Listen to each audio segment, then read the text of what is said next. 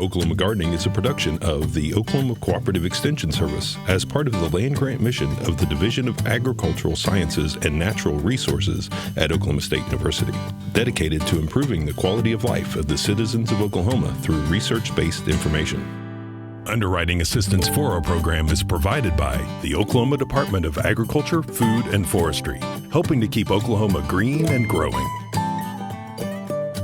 Today on Oklahoma Gardening, host Casey Hentges gets our containers and elevated beds cleaned out and ready for spring planting.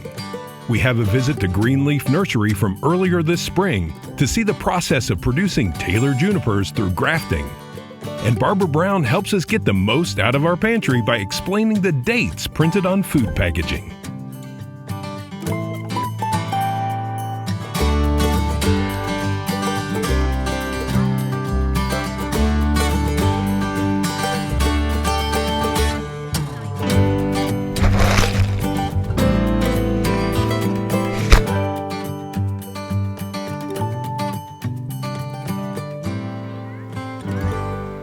It's late March and the weather is definitely showing that spring is on its way. If you haven't gotten out into your garden, you definitely want to make sure that you're getting out, starting to clean up and take care of some of that dead vegetation that might still be out in your garden.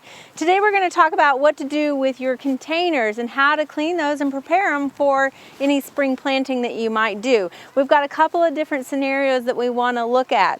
So here's one, just a typical clay pot that you might have. Had some annuals in it last year. I think it had some ornamental peppers, so we've taken those out earlier in the fall, and you can see it's just kind of sat there. So what we're going to do is just remove our irrigation, and we've already detached it from the other end, so we're just going to pull that up through that hole so that that is out of our way, and we can reattach that as we go through this. You can see here we've got some old potting soil. It's got a lot of roots in it, some old plant tags that are still in here. So we're going to clean this out. Now when we talk about using potting soil, we want to make sure that we are using a potting soil that's appropriate for containers. We never want to use topsoils because those qualities of topsoils really don't transition well to something that needs better drainage that's in a container like this. The reason why you want to empty out your containers is because this older potting soil has degraded over the past season. You can see the roots that were all in there, and basically the materials that is used to make potting soil that gives it that light, fluffy texture often break down. And so you're not going to have the same qualities that allow for that good drainage and also that nutrient holding capacity. So we're going to go ahead and replace this. We didn't have any diseases or anything, so we don't really need to wash our container at this point. You can, using a 10% bleach solution, if you really are concerned about continuing on any diseases from one season to another. If you had tomatoes in here that had some sort of disease, you definitely would want to make sure to wash out that container. At this point, we just had some annuals that didn't have any problems last season, so we're going to replace it with some fresh potting soil.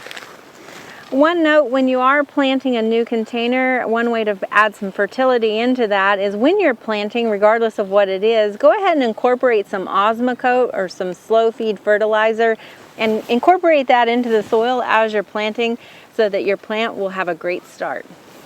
Now for a container that has some perennials in it, such as this canna, you might, if it's been growing for several years in this container, you might want to go ahead and dig up all of these cannas and actually replenish and replace that soil. Now in this situation, we've had these cannas just grown for one season, so we're going to go ahead and let them grow for another season in the existing potting soil. But what we want to make sure to do is go ahead and cut back any of this dead material and get it cleaned out of here so that we can see when the new growth is coming on. This will allow that sun to get in there to those crowns of those plants and really allow it to heat up and get going sooner. Now when you start seeing that growth, that's when you might want to come in and side dress, again with some slow release fertilizer.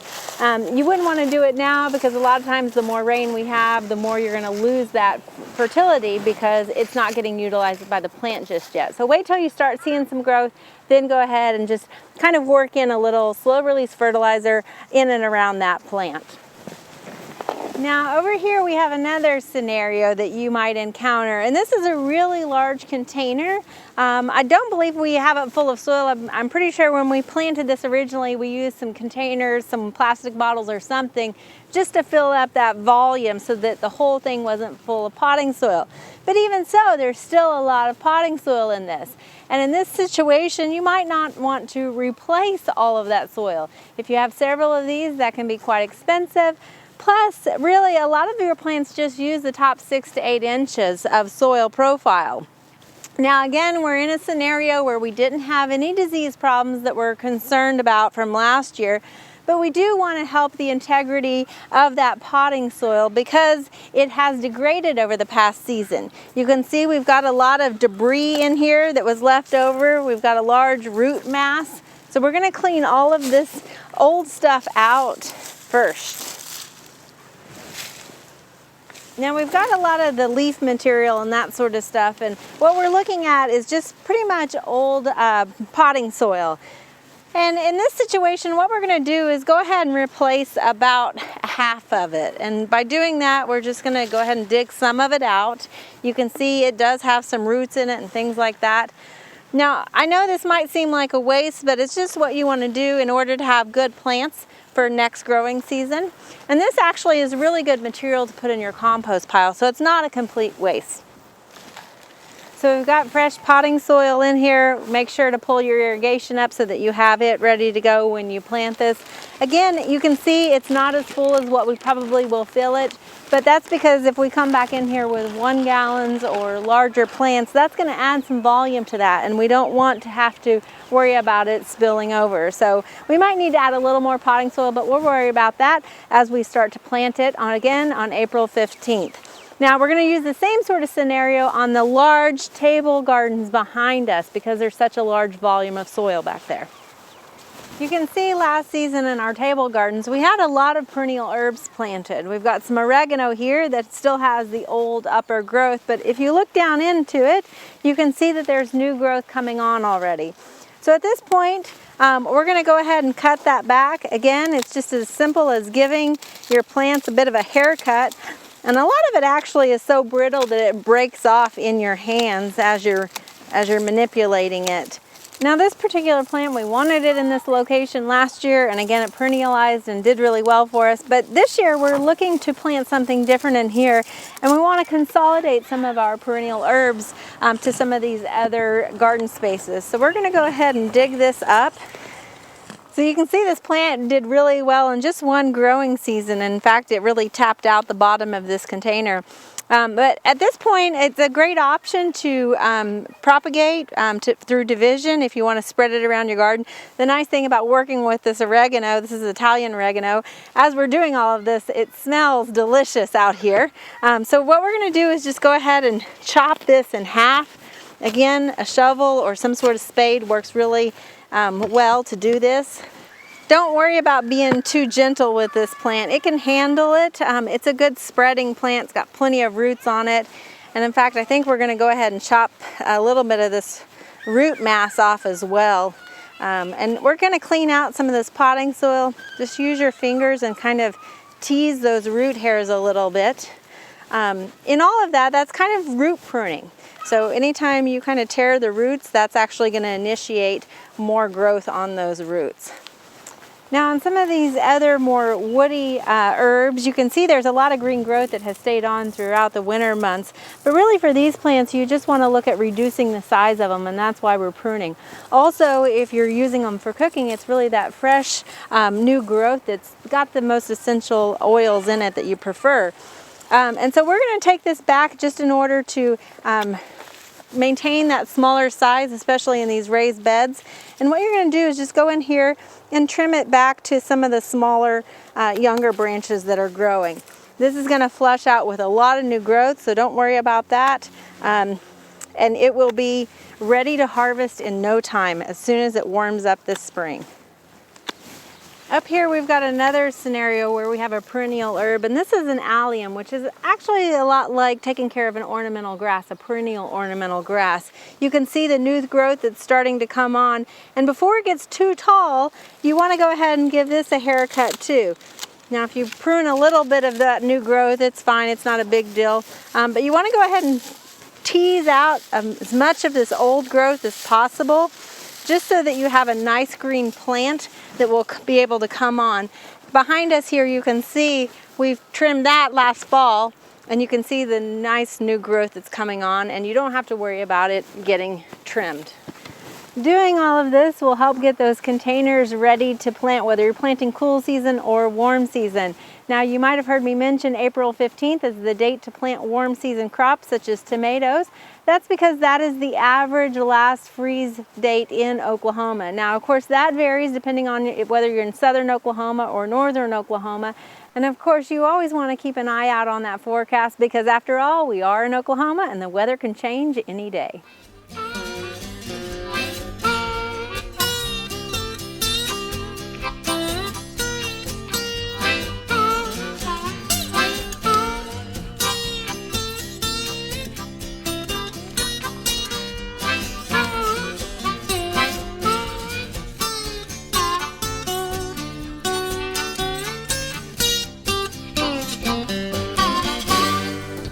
We're here at one of our favorite places in Oklahoma, and that is Greenleaf Nursery.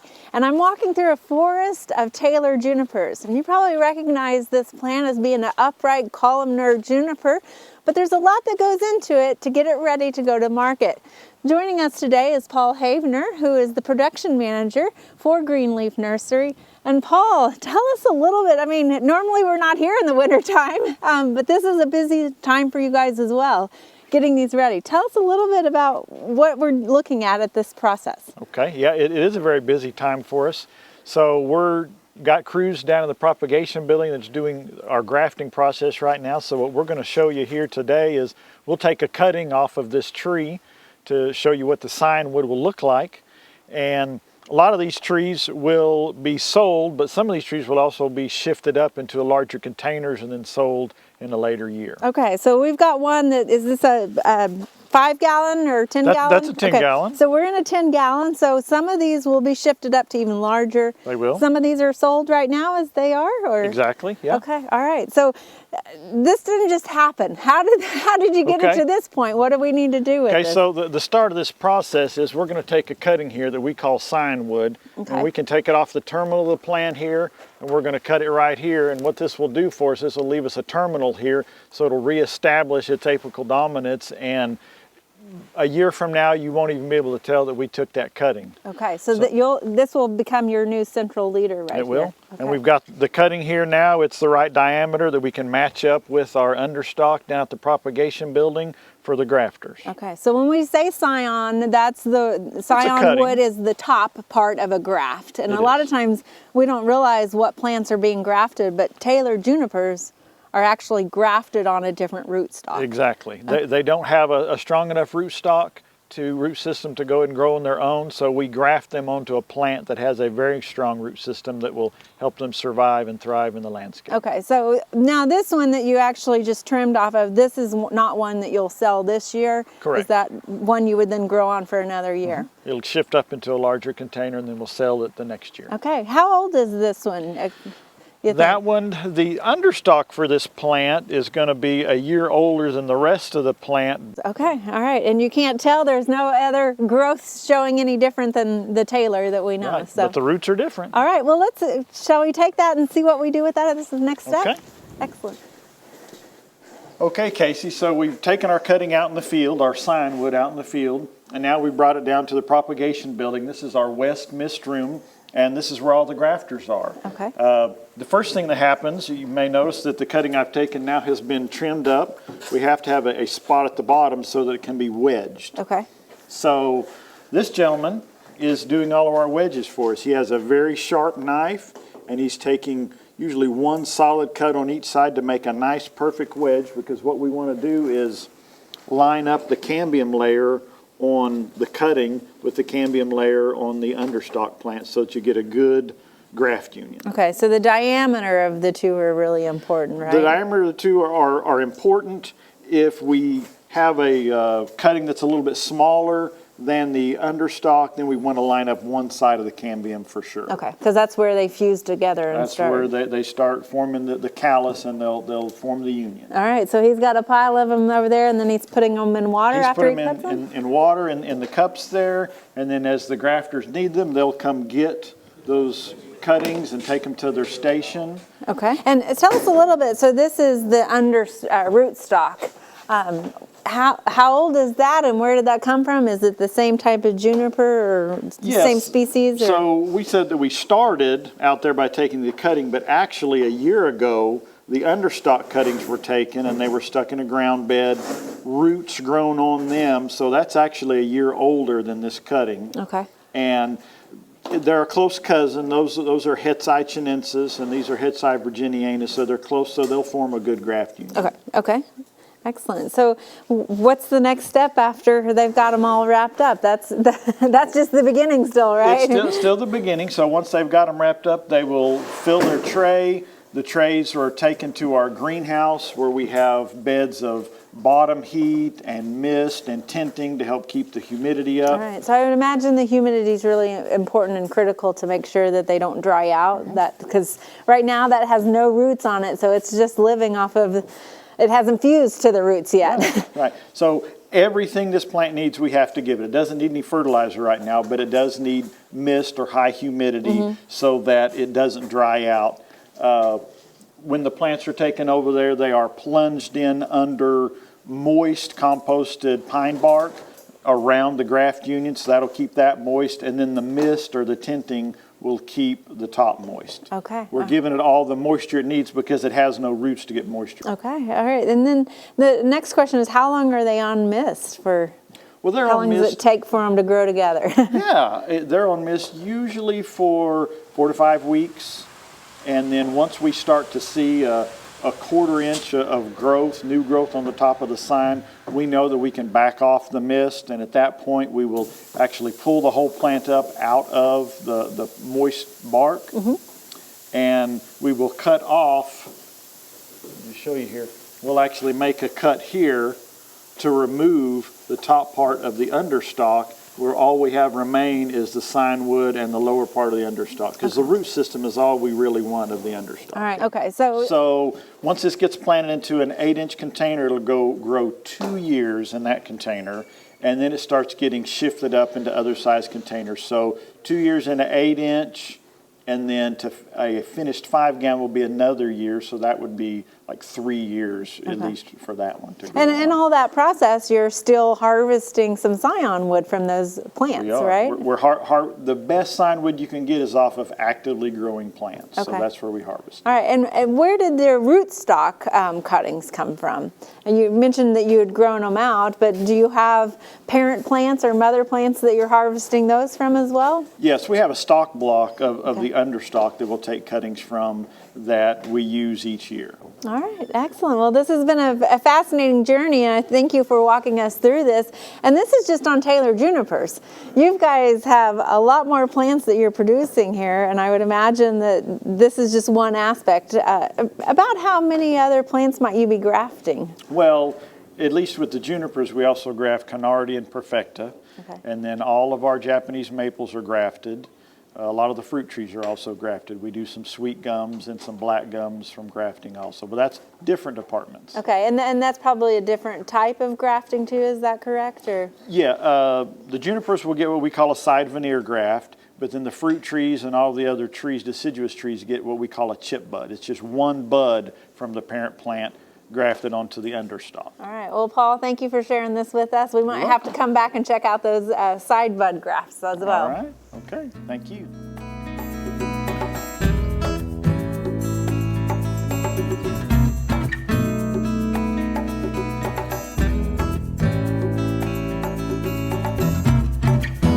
Whether it's an emergency food supply or just your regular pantry, it's important that you rotate the foods through there to make sure that they stay fresh.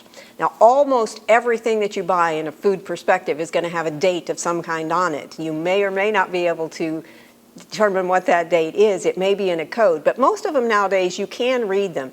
In general, those dates are there to tell you when the quality of the food is going to start to go down. They're voluntary. The company does some research and figures out the food stays fresh until this day, it stays good nutrition until this day. After this day, then those two things are going to start to deteriorate. So they want you to eat the food when it's at its best.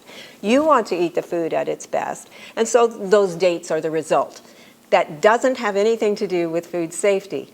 You can still eat most of those things, and they'll still be pretty good as far as most of us are concerned after those dates are passed, with one exception, and that would be baby formula. Baby formula, when it starts to deteriorate after that date, again, it's not a safety issue. The food is still safe to use after that date. However, because this is the only source of food in many cases for an infant, their formula, if the nutrition starts to decline, then that becomes a health issue for the baby. So for all the other things you see here, because I don't have any baby formula, the dates are more of a suggestion to use it by this day for the best quality, or to buy it before this day so that you have some time to use it. So let's kind of go around the table and see what we have. First of all, we have some canned food. And this particular one has a date on it. It's a best by date of 2022. So these are going to stay in quality. Now, sometimes you find other products, both of these have that kind of a date on them, that have a packing code or some kind of a manufacturer's code. If that's all you have on it, that's when this kind of a thing becomes useful, because you can put on it the date that you bought it, or that you think you should use it by, so that the quality stays good. Peanut butter, nuts, as long as they're closed, the dates are good. And this remains pretty much the same for all of them. The dates are good as long as the product hasn't been opened. When the product has been opened, things get in from the atmosphere around us, and so the date really is not useful anymore. Those you can start to check with peanut butter or peanuts or any kind of fat product, because they'll start to get rancid. And the rancidity is not so much a safety issue either, but it's I don't want to eat this issue. It doesn't taste good. It doesn't smell good. Now, with things that are dried, like rice or dried beans, again, these are dried so that they're going to be good for a long time, but there's a couple of things that you can look at the packaging to make sure that you can extend that life as long as possible. With these kinds of plastic bags, it's not uncommon that you'll get a little rip or a tear. They've bumped against something, and when that happens again, dirt and microorganisms can get in, moisture can get in, and moisture can also leave. And so even though they're dried to start with, the older they get and the more chance they have exposure to the environment, the longer they're going to take to cook, the less quality you're going to get when you rehydrate them. Particularly a problem with beans. The older they are, the longer it's going to take for you to cook them. So if you've got some in the pantry that have been there for a few years, it doesn't mean they're not good, but it may mean that you need to extend the cooking time an hour or two. And once in a while, if they've been there a long time, they may not rehydrate at all. So those are some things that you can look for, and maybe those you rotate into the pie weights category as opposed to the I'm going to cook beans at the end of the day. Things like baking powder, baking soda, they lose their ability to produce leavening as time goes on. So that's one that you're on Christmas time, we always try and go out and get a new box of baking powder and a new box of baking soda, because we want our products to be quality, because they do lose when they're exposed to the environment. They do lose their ability to produce gas. So that's one of the things that you'll want to look for on that. Dried goods are a good choice. They stay good for a long time, but they're not eternal. So one of the things that you'll see happening with raisins or dried fruit is that they'll start to get dark. Again, they are still safe to eat as long as you don't see mold or you don't smell fermentation on them, but the quality of them, they get harder, they get darker, and so you may find that this is something you want to chop up and rehydrate before you incorporate it in something. So if you're making oatmeal raisin cookies, for instance, that may be a time when you want to soak the raisins for a little bit before you add them in. Bread. Most of us, or many of us, keep bread in the freezer, and that extends its life depending on how much room you have in there. If you put your bread in the freezer or anything else in the freezer that was open partially or that kind of thing, the date really doesn't mean anything anymore. If you didn't buy it frozen and you stuck it in the freezer, that throws the date out the window. So don't worry about that one. One of the things that drives me crazy is how many people throw away eggs because they've passed this date on the end of the carton. the end of the carton, when you bring those eggs home, we'll assume that they've been handled correctly, stored at the right temperature. You should have 4 to 5 weeks beyond that date before you have to throw those away. The same with the bread. I have friends who throw away bread simply because it's gone past the date on the package. Make sure anytime you open products that they still have a fresh smell and you don't see signs of spoilage, particularly apropos with dairy products. I've got milk here. You can usually go past the date as long as you're not drinking from the carton, which will add more bacteria to it and cause it to deteriorate more quickly. I hope this gives you a clue as to what you're going to do with the things that you have in your pantry, whether it's for the day or whether it's your emergency pantry. There's a lot of good food there. You don't want to waste it, and you don't want to waste it by throwing it away too early. Stay safe and stay healthy. I'm Barbara Brown.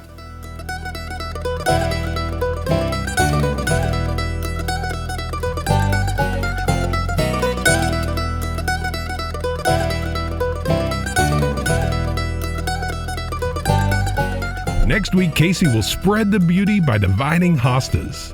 We'll have a visit to a unique hydroponic grower. We'll prune the dogs out, and Barbara Brown will make a beef stew with green beans. We wish you health and wellness, and we'll see you back here next week for more Oklahoma Gardening. To find out more information about show topics, as well as recipes, videos, articles, fact sheets, and other resources, including a directory of local extension offices, be sure and visit our website, oklahomagardening.okstate.edu. And we always have great information, answers to questions, photos, and gardening discussions on your favorite social media as well. Join in on Facebook, Twitter, and Instagram. You can find this entire show and other recent shows, as well as individual segments on our Oklahoma Gardening YouTube channel. And tune in to our OK Gardening Classics YouTube channel to watch segments from previous hosts. Oklahoma Gardening is produced by the Oklahoma Cooperative Extension Service as part of the Division of Agricultural Sciences and Natural Resources at Oklahoma State University. The Botanic Garden at OSU is home to our studio gardens, and we encourage you to come visit this beautiful Stillwater jewel. We would like to thank our generous underwriter, the Oklahoma Department of Agriculture, Food, and Forestry. Additional support is also provided by Pond Pro Shop, Greenleaf Nursery and the Garden Debut Plants, the Oklahoma Horticultural Society, and the Tulsa Garden Club.